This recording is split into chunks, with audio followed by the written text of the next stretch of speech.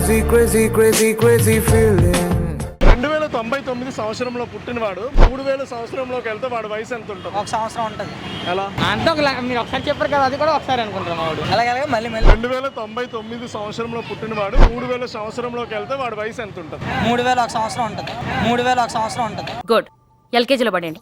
3001 సంవత్సరం ఉంటుంది. ఎట్లా? 3000 సంవత్సరం అంటే ఆడి ఏజ్ 1 సంవత్సరం ఎక్కువ కాబట్టి 2099 సంవత్సరంలో పుట్టినాడు 3000 సంవత్సరంలోకి వెళ్తే ఆడి వయసు ఎంత ఉంటుంది? 2090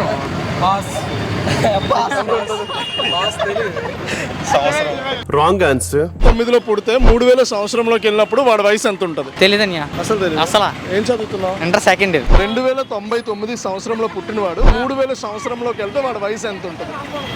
2099 3000కి వెళ్తే వాడి వయసు ఎంత ఉంటుంది? 201. అందుకే ఎడ్యుకేషన్ నెగ్లెక్ట్ చేయకూడదు అంటారు. 2099 సంవత్సరంలో పుడితే 3000 సంవత్సరంలోకి వెళ్ళినప్పుడు వాడి వయసు ఎంత ఉంటుంది?